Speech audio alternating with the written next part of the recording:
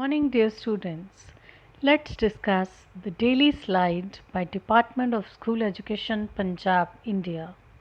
Class 12th, Section C, Chapter 4th. The name of the chapter is The Gold Frame, written by R. K. Lakshman. For the complete story and the translation of the text, you can see the earlier videos. Today we'll discuss the comprehension questions.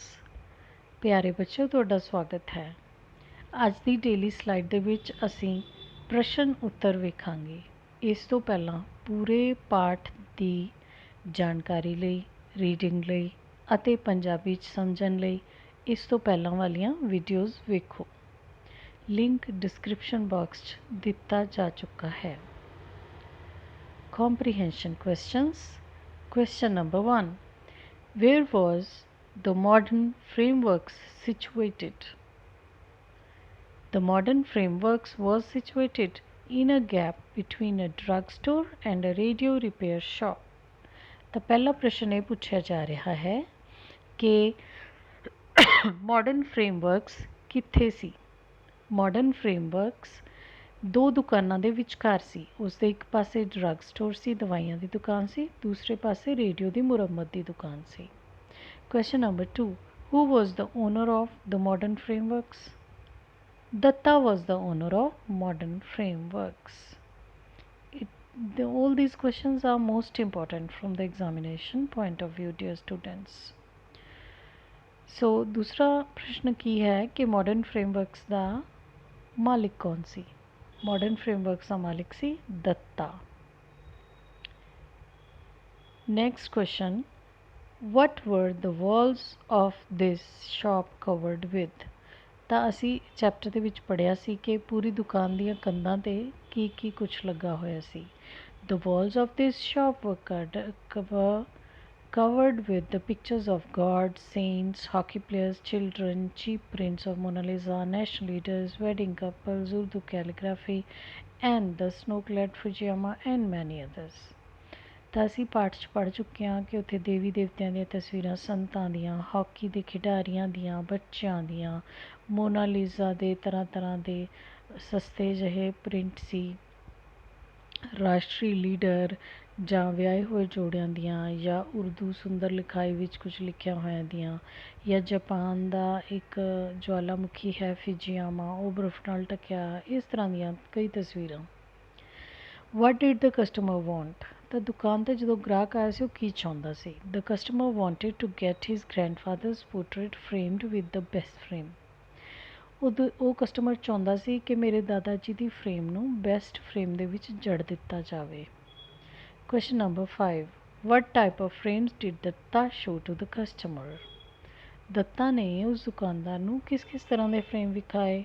Dutta showed plain, wooden, lacquer, gold, plastic, decorative, floral, geometrical, thin, hefty, enamel painted, plain mount and cut mount frames to the customer.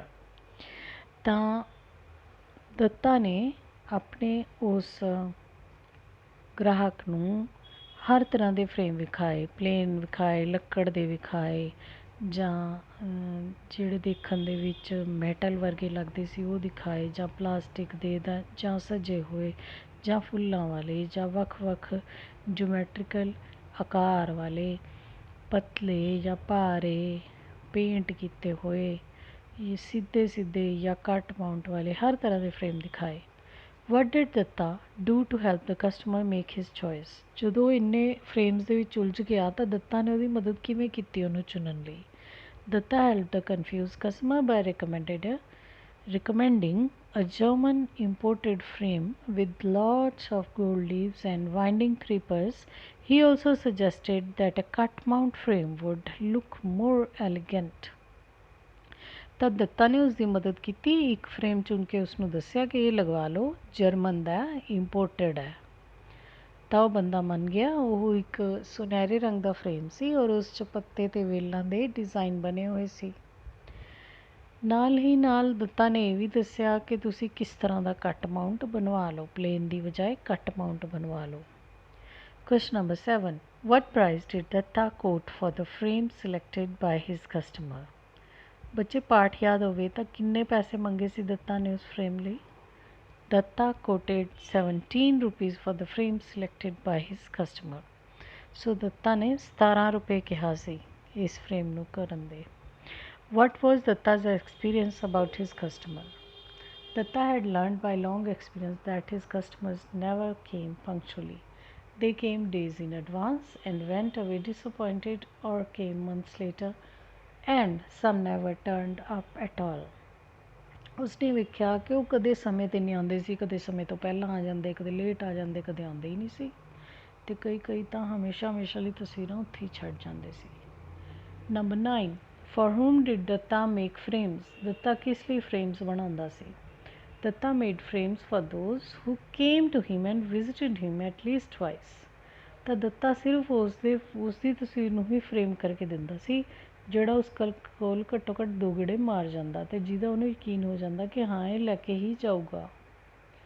How did the photograph get damaged? ਹਾਂਜੀ ਬੱਚਿਓ, ਤਸਵੀਰ ਕਿੱਦਾਂ ਖਰਾਬ ਹੋ ਗਈ ਸੀ? ਸਾਨੂੰ ਪਤਾ ਕਿ ਉਹ ਖਿਲਾਰਾ ਪਾ ਕੇ ਕੰਮ ਕਰਦਾ ਸੀ ਅਤੇ ਉਸਨੇ ਇਸ ਤਰ੍ਹਾਂ ਉਸ 'ਤੇ ਪੇਂਟ ਡੋਲ ਲਿਆ. While looking for his pencil stub, Datta shook his dhoti so vigorously that a tin of white enamel paint fell on the photograph. Later he rubbed the picture so hard with a piece of cloth to remove the paint that the photograph got damaged completely. ਤਾਂ ਸਾਨੂੰ ਪਤਾ ਹੈ ਕਿ ਉਸਦੀ pencil ਗੁੰਮ ਗਈ ਸੀ. Pencil ਲੱਭਦੇ ਉਹ ਇੰਨਾ ਅੱਕ ਗਿਆ ਕਿ ਖੜ੍ਹਾ ਹੋ ਕੇ ਉਸਨੇ ਆਪਣੀ ਧੋਤੀ ਨੂੰ ਜਦੋਂ ਝਾੜਿਆ ਤਾਂ ਉਹ ਸਾਰੇ ਰੌਲੇ ਰੱਪੇ ਦੇ ਵਿੱਚ ਪੂਰੀ ਦੁਕਾਨ ਹਿੱਲ ਗਈ. ਐਨਾਮਲ ਪੇਂਟ ਦਾ ਡੱਬਾ ਫੋਟੋ ਦੇ ਉੱਤੇ ਗਿਰ ਗਿਆ, ਬਰਬਾਦ ਹੋ ਗਈ. ਜਦੋਂ ਉਸਨੇ ਕੱਪੜੇ ਨਾਲ ਪੇਂਟ ਹਟਾਉਣ ਦੀ ਕੋਸ਼ਿਸ਼ ਕੀਤੀ ਤਾਂ ਫੋਟੋ ਪੂਰੀ ਦੀ ਪੂਰੀ ਖਰਾਬ ਹੀ ਹੋ ਗਈ. Question number 11. How did he try to rescue the picture? ਉਸਨੇ ਤਸਵੀਰ ਨੂੰ ਬਚਾਉਣ ਲਈ ਕੀ ਕੀਤਾ? In order to rescue the picture, he rubbed the picture hard with a piece of cloth to remove the paint. ਉਸਨੇ ਉਹਨੂੰ ਬਚਾਉਣ ਲਈ ਕੀ ਕੀਤਾ ਸੀ? ਕੱਪੜੇ ਦਾ ਇੱਕ ਟੁਕੜਾ ਲੈ ਕੇ ਉਹਨੂੰ ਜ਼ੋਰ ਦੀ ਰਗੜ ਕੇ ਪੇਂਟ ਉਤਾਰਨ ਦੀ ਕੋਸ਼ਿਸ਼ ਕੀਤੀ ਸੀ. ਪੇਂਟ ਕਿੱਥੇ ਉਤਰਨਾ ਸੀ? ਤਸਵੀਰ ਹੀ ਖਰਾਬ ਹੋ ਗਈ. Question number 12. What solution did Datta finally come up with? Very important. ਅੰਤ ਵਿੱਚ ਦੱਤਾ ਨੇ ਇਸ ਦਾ ਕੀ ਹੱਲ ਲੱਭਿਆ? Datta decided to frame a photograph resembling closely to the photograph of the customer's grandfather and pass it on to him. ਤਾਂ ਦੱਤਾ ਨੇ ਇਹਦਾ ਹੱਲ ਕੱਢਿਆ ਕਿ ਮੈਂ ਇਹਦੇ ਨਾਲ ਮਿਲਦੀ ਜੁਲਦੀ ਸ਼ਕਲ ਵਾਲੀ ਤਸਵੀਰ ਕੋਈ ਲਗਾ ਦੇਣਾ ਅਤੇ ਇਹੀ ਹੋਰ ਹੀ ਕਿਸੇ ਦੀ ਤਸਵੀਰ ਲਾ ਕੇ ਮਿਲਦੀ ਜੁਲਦੀ ਸ਼ਕਲ ਵਾਲੀ ਮੈਂ ਇਹ ਲੰਘਾ ਦੂੰਗਾ frame. Question number 13. Why were the days that followed filled with suspense and anxiety? ਤਾਂ ਜਿੰਨੇ ਦਿਨ ਉਹ ਤਸਵੀਰ ਮੜੀ ਗਈ ਉਹਨੂੰ ਲੈਣ ਨਹੀਂ ਆਇਆ ਕੋਈ ਤਾਂ ਉਨੇ ਦਿਨ ਇੰਨੇ ਜ਼ਿਆਦਾ ਭੇਦ ਭਰੇ ਜਾਂ ਚਿੰਤਾ ਭਰੇ ਕਿਉਂ ਸੀ? The days that followed were filled with suspense and anxiety because he was scared that if customer happened to arrive at his shop all of a sudden when he would not be mentally prepared to face the situation, he might then get nervous and spoil all his plan himself. ਤਾਂ ਦੱਤਾ ਨੂੰ ਇਹ ਡਰ ਸੀ ਕਿ ਜੇ ਉਹ ਅਚਾਨਕ ਹੀ ਆ ਕੇ ਖੜਾ ਹੋ ਗਿਆ ਫਿਰ ਕੀ ਹੋਊਗਾ? ਜੇ ਮੈਂ ਉਸ ਟਾਈਮ ਤਿਆਰ ਹੀ ਨਾ ਹੋਇਆ, ਸਾਰੀ ਸਥਿਤੀ ਨੂੰ ਸੰਭਲ ਨਾ ਸਕਿਆ, ਇਹ ਨਾ ਹੋਵੇ ਕਿਤੇ ਮੈਂ ਆਪਣੇ ਕੀਤੇ ਕਰਾਏ ਨੂੰ ਆਪ ਹੀ ਖਰਾਬ ਕਰ ਲਵਾਂ. 14th question. What effect did the picture have on the customer? ਦੁਕਾਨਦਾਰ ਦੁਆਰਾ ਬਣਾਈ ਹੋਈ ਤਸਵੀਰ ਦੇਖ ਕੇ ਗ੍ਰਾਹਕ ਦੇ ਉੱਤੇ ਕੀ ਪ੍ਰਭਾਵ ਪਿਆ? The customer was so wonderstruck by the grandeur of the glittering frame that he became speechless. ਇੰਨਾ ਸੋਹਣਾ ਚਮਕਦਾਰ ਸ਼ਾਨਦਾਰ ਫਰੇਮ ਸੀ ਉਹ ਕਿ ਉਹ ਬਿਲਕੁਲ ਹੀ ਚੁੱਪ ਹੋ ਗਿਆ, ਸਪੀਚਲੈਸ ਹੋ ਗਿਆ. What was customer's complaint regarding the frame? ਤਾਂ ਉਸ ਫਰੇਮ ਦੇ ਬਾਰੇ ਕਸਟਮਰ ਦੀ ਸ਼ਿਕਾਇਤ ਕੀ ਸੀ? The customer complained that he had ordered for an oval cut mount frame and not a square one. Dear students, make an of this A. Oval ਨਾਲ n ਲੱਗੇਗਾ. ਤਾਂ customer ਨੇ ਕੀ ਕੀਤਾ? ਇਹ ਕੰਪਲੇਂਟ ਕੀਤੀ ਕਿ ਤੁਸੀਂ ਤਾਂ ਇੱਥੇ ਚੌਰਸ ਫਰੇਮ ਲਗਾ ਦਿੱਤਾ। ਮੈਂ ਤਾਂ ਤੁਹਾਨੂੰ ਅੰਡਾਕਾਰ ਕਿਹਾ ਸੀ। ਕੁਐਸਚਨ ਨੰਬਰ 16, ਵਾਜ਼ ਦ ਕਸਟਮਰ ਪੰਕਚੁਅਲ ਔਰ ਅਨਪੰਕਚੁਅਲ? ਕੀ ਉਹ ਗ੍ਰਾਹਕ ਸਮੇਂ ਦਾ ਪਾਬੰਦ ਸੀ ਕਿ ਨਹੀਂ ਸੀ? The customer was punctual. हाँ जी, वो समय का पाबंद सी। He came 4 days in advance to collect the frame। Frame लैन वास्ते 4 दिन पहले ही आ गया सी। Last question, what was Datta's reaction? Datta looked sideways at him and continued doing his work so that the customer was embarrassed। Datta side ਤੋਂ ਉਸਨੂੰ ਦੇਖਦਾ ਰਿਹਾ ਟੇਢੀ ਜਿਹੀ ਨਜ਼ਰ ਨਾਲ ਤੇ ਆਪਣਾ ਕੰਮ ਕਰਦਾ ਰਿਹਾ ਤਾਂ ਕਿ ਉਹ ਕਸਟਮਰ ਜਿਹੜਾ ਹੈ ਉਹ ਥੋੜ੍ਹਾ ਜਿਹਾ ਸ਼ਰਮਿੰਦਾ ਜਿਹਾ ਹੋ ਜਾਏ। Dear students, this daily slide has been prepared by Ms. Farzana Shamim, lecturer in English, Government Senior Secondary Smart School, Chandbaja, Faridkot, and vetted by Ms. Anurag Sidhu, lecturer in English, Government Senior Secondary School, Ramgarh, Purda, SAS Nagar. This slide is by Padho Punjab, Padhao Punjab English. You must note down all the question answers in your notebooks. Thank you. Have a nice day.